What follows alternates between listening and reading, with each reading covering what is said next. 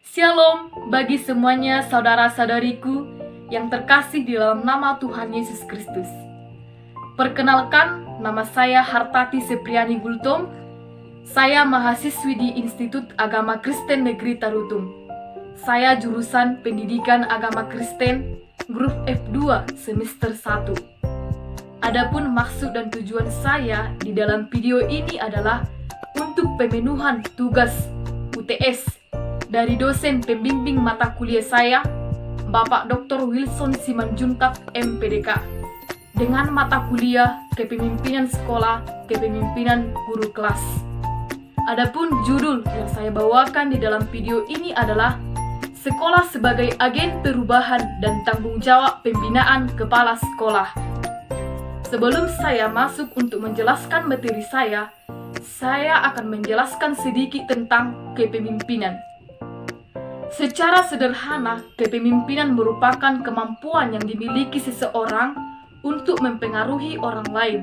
Hal ini berarti kepemimpinan merupakan suatu kemampuan seseorang untuk mempengaruhi orang lain agar mengikuti keinginan seorang pemimpin. Kepemimpinan adalah kemampuan mempengaruhi perilaku orang lain dalam situasi tertentu agar bersedia bekerja sama untuk mencapai tujuan yang ditetapkan. Kepemimpinan pendidikan merupakan kemampuan untuk mempengaruhi, mengkoordinir, dan menggerakkan orang lain yang ada hubungannya dengan pelaksanaan dan pengembangan pendidikan agar dapat dicapai tujuan pendidikan atau tujuan sekolah secara efektif dan efisien. Agar tujuan sekolah dapat dicapai secara efektif dan efisien, maka dibutuhkan kepemimpinan sekolah yang efektif dan efisien. Ada 7 karakteristik kepemimpinan kepala sekolah yang efektif. Yang pertama, memiliki visi yang jelas. Yang kedua, memiliki harapan tinggi terhadap prestasi.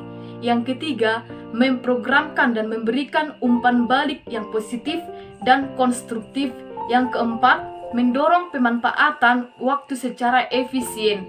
Yang kelima, mendayagunakan berbagai sumber belajar.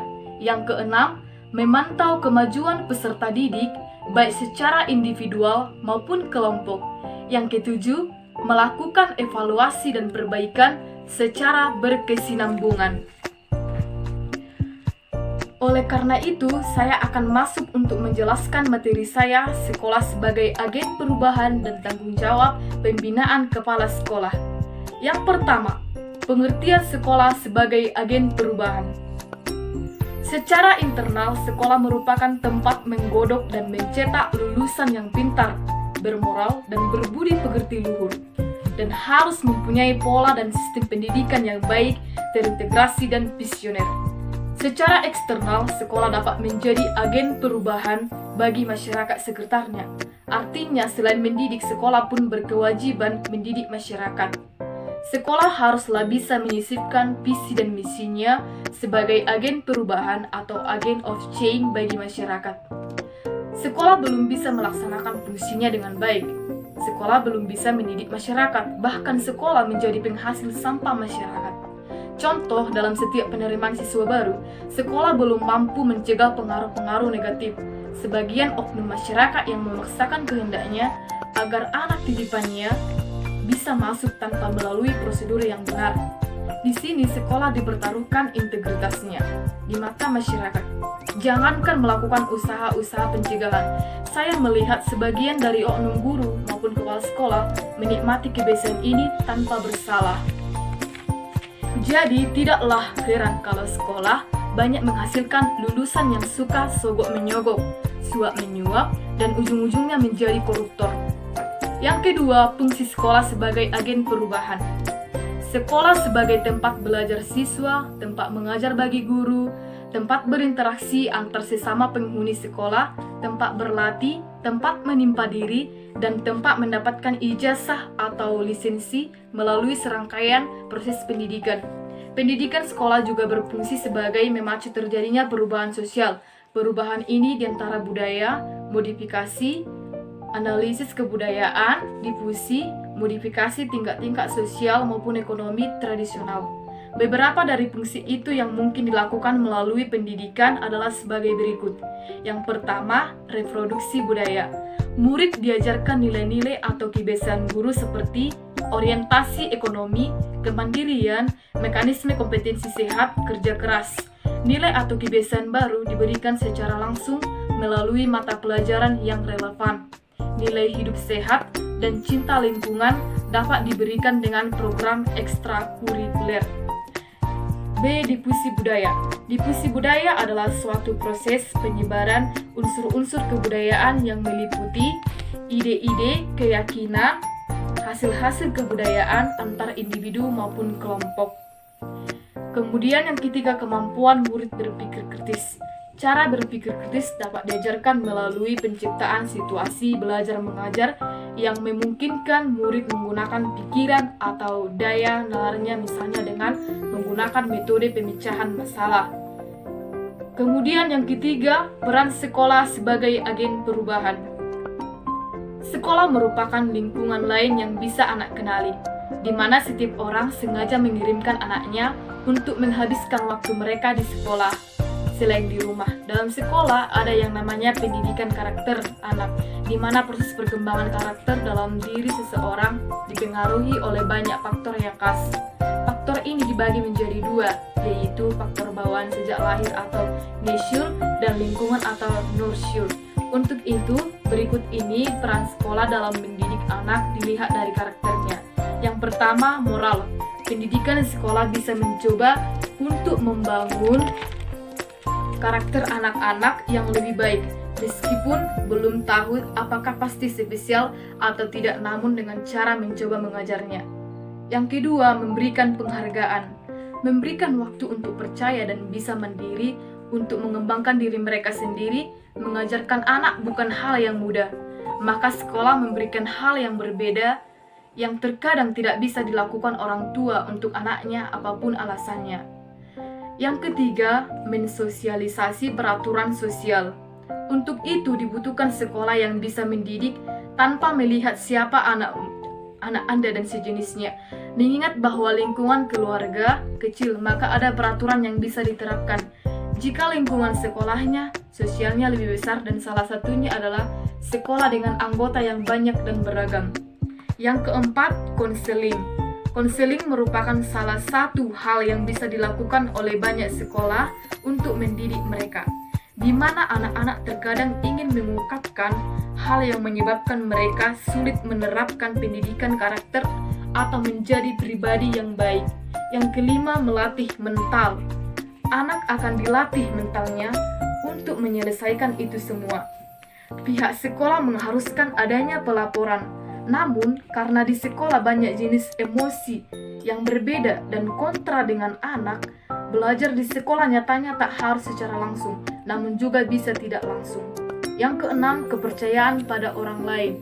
Di sekolah, semua orang diperlakukan sama dan diberikan kesempatan. Anak yang memiliki rasa kepercayaan sejak awal lah yang akan berhasil menerima rasa kepercayaan, dan mereka juga akan menaruh kepercayaan pada orang lain dengan bijaksana. Yang ketujuh, rasa menghormati.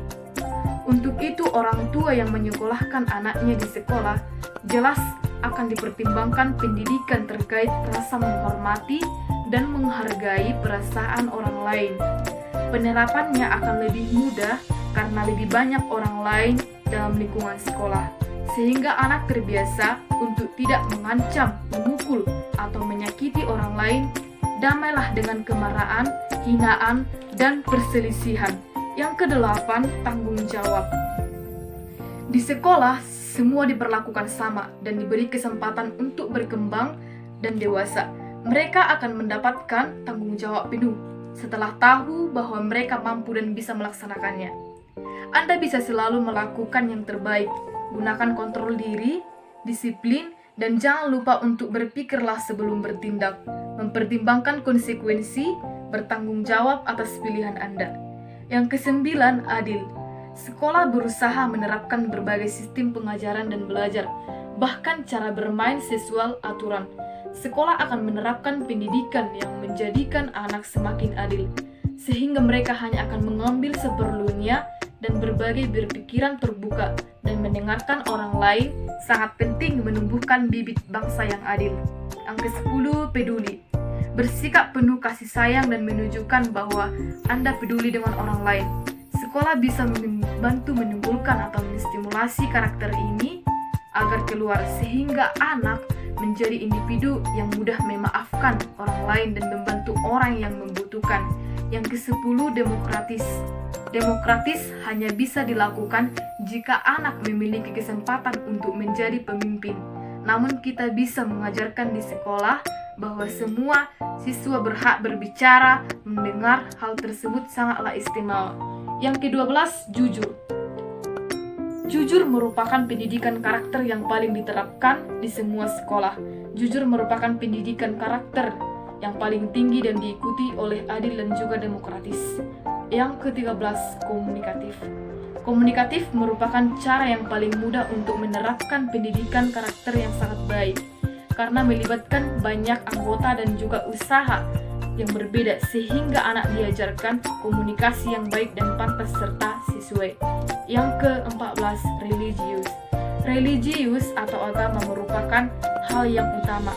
Memang sensitif, namun setidaknya agama sekolah akan menjelaskan bahwa semua agama baik dan sama-sama penting dalam menjelaskan pendidikan karakter.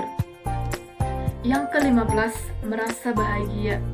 Bahagia di sini adalah anak yang menerima pendidikan karakter tanpa dirasa namun berhasil. Hal ini bisa dilakukan oleh sekolah dengan bantuan teman-temannya. Yang ke-16, mandiri. Cara mendidik mental anak agar berani dan mandiri adalah bisa sangat banyak dan salah satunya dengan sekolah. Selain itu, anak-anak yang jadi terbiasa untuk dilindungi dan tidak mandiri, namun tidak untuk di sekolah, dan sebaiknya orang tua mendukungnya. Yang ke-17, kreatif. Kreatif merupakan cara untuk mengajarkan anak-anak di sekolah dengan berkompetensi dan memberikan banyak games atau cara untuk berkembang. Yang keempat, pengertian kepala sekolah. Adapun pengertian kepala sekolah sesuai dengan Peraturan Menteri Pendidikan Nasional Nomor 28 Tahun 2010 tentang penugasan guru sebagai kepala sekolah atau madrasah, pasal 1 ayat 1 yaitu: kepala sekolah atau madrasah adalah guru yang diberi tugas tambahan untuk memimpin taman kanak-kanak atau Rodotul Atfal TK atau RA, taman kanak-kanak, dan luar biasa sekolah menengah pertama atau madrasah sanawiyah, sekolah menengah pertama luar biasa, sekolah menengah atas atau madrasah, sekolah menengah kejuruan atau madrasah aliyah kejuruan, sekolah menengah atas luar biasa yang bukan sekolah bertaraf internasional atau SBI, atau yang tidak dikembangkan menjadi sekolah bertaraf internasional atau SBI. Kepala sekolah adalah salah satu komponen pendidikan yang sangat berperan penting dalam meningkatkan kualitas pendidikan. Hal ini seperti yang dijelaskan oleh tim dosen Advent dalam Ahmad Susanto, bahwa kepemimpinan pendidikan merupakan kepemimpinan untuk menggerakkan pelaksanaan pendidikan, sehingga tujuan pendidikan yang telah ditetapkan dapat tercapai secara efektif dan efisien.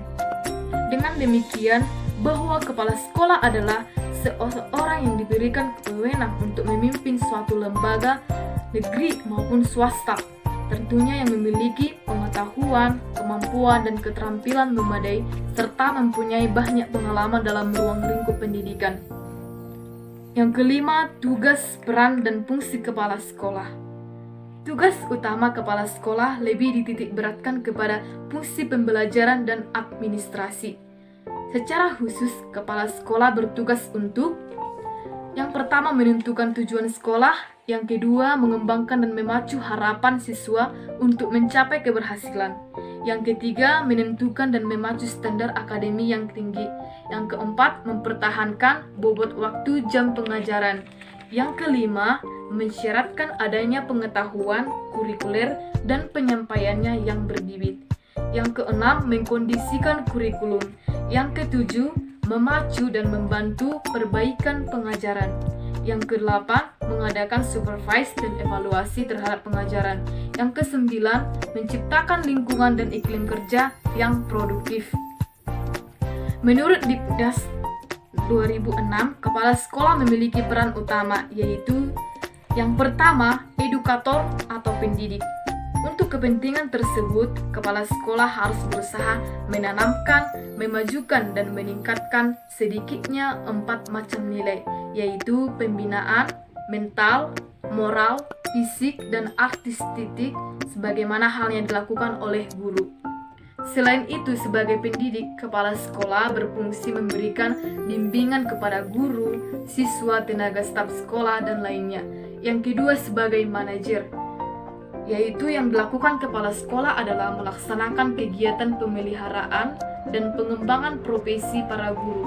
Berhasil atau tidaknya tujuan sekolah dapat dipengaruhi oleh kemampuan kepala sekolah dalam menjalankan fungsi-fungsi manajemen yang terdiri dari perencanaan, pengorganisasian, pelaksanaan, dan pengawasan. Yang ketiga, sebagai administrator. Kepala sekolah harus memiliki kemampuan untuk mengelola kurikulum, keuangan, peserta didik, maupun administrasi kearsipan. Hal ini akan menunjang kepala sekolah, kualitas sekolah apabila dilakukan secara efektif dan efisien. Kepala sekolah harus mampu mengkoordinasikan penyelenggaraan administrasi sekolah dan menciptakan administrasi yang tertib, lancar, dan tepat waktu. Yang keempat, supervisor.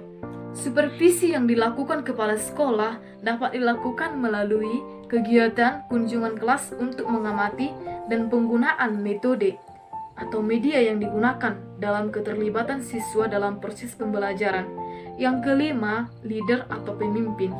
Sebagai seorang pemimpin, kepala sekolah berperan untuk menggerakkan potensi sekolah dan mempengaruhi pendidik dan tenaga kependidikan untuk bekerja sesuai dengan tugasnya demi tercapainya tujuan pendidikan. Yang keenam, sebagai inovator.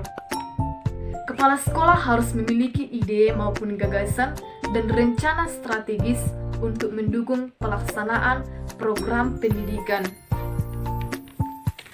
Sekolah mampu menciptakan hubungan yang harmonis dengan sesama warga sekolah dan mampu mengembangkan model dan metode pembelajaran yang kualitatif dan inovatif.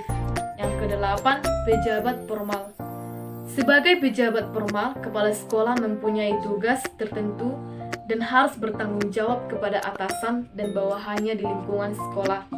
Yang kesembilan, pencipta iklim kerja. Budaya dan iklim kerja yang kondusif akan memungkinkan setiap guru lebih termotivasi untuk menunjukkan kinerjanya secara unggul yang disertai usaha untuk meningkatkan kompetensinya. Yang ke-10, sebagai wirausahawan. Kepala sekolah dengan sikap kewirausahaan yang kuat akan berani melakukan perubahan yang inovatif di sekolahnya, termasuk perubahan dalam hal yang berhubungan dengan proses pembelajaran serta kompetensi gurunya.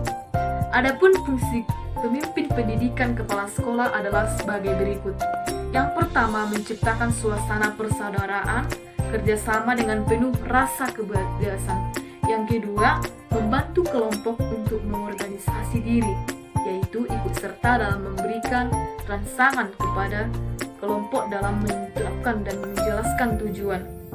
Yang ketiga, membantu kelompok dalam menetapkan prosedur kerja, yaitu membantu kelompok dalam menganalisis situasi untuk kemudian menetapkan prosedur mana yang paling praktis dan efisien. Yang keempat, bertanggung jawab dalam mengambil keputusan bersama dengan kelompok. Yang kelima, memberikan kesempatan kepada kelompok untuk belajar dari pengalaman. Pemimpin mempunyai tanggung jawab belajar untuk melatih kelompok menyadari proses dan misi yang dilakukan dan berani menilai hasilnya secara jujur dan objektif. Bertanggung jawab dalam mengembangkan dan mempertahankan eksistensi maupun organisasi. Demikianlah, sekolah merupakan lingkungan lain yang bisa anak kenali, di mana setiap orang sengaja mengirimkan anaknya untuk menghabiskan waktu mereka di sekolah, selain di rumah. Meskipun lingkungan rumah penting, namun keluarga terlalu kecil untuk mendapatkan ilmu dan pelajaran. Karena alasan inilah sekolah akhirnya berperan besar dalam mendidik, bukan hanya fisik namun mental, dan bukan hanya ilmu pelajaran namun juga karakter.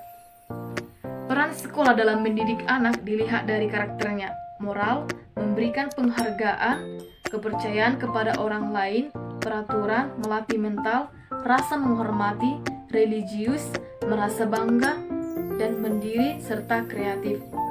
Kepala sekolah merupakan faktor penentu dalam mengelola pendidikan di sekolahnya demi tercapainya tujuan pendidikan. Oleh karena itu, kepala sekolah dituntut untuk memiliki berbagai kemampuan dalam memimpin pengelolaan pendidikan, pengetahuan, dan keterampilan yang memadai. Secara khusus, kepala sekolah bertugas untuk menentukan tujuan sekolah, mengembangkan dan memacu harapan siswa untuk mencapai keberhasilan, menentukan dan memacu standar akademi yang tinggi, kemudian memperhatikan bobot waktu jam pengajaran, mensyaratkan adanya pengetahuan kurikuler dan penyampaiannya yang berbibit, berkondisikan kurikulum, memacu dan membantu perbaikan pengajaran, mengadakan supervisi dan evaluasi terhadap pengajaran, kemudian menciptakan lingkungan dan iklim kerja yang produktif. Kepala sekolah memiliki beberapa peran utama, yaitu sebagai edukator atau pendidik, manajer atau administrator, supervisor, leader atau pemimpin, inovator, motivator, pejabat formal dan pencipta iklim kerja dan wirausahawan. Sekian dan terima kasih saya ucapkan kepada saudara-saudariku semua yang telah menonton akun video channel di YouTube saya. Dan jangan lupa untuk saudara-saudariku semua untuk like, comment, subscribe, and share. Dan terima kasih. Horas!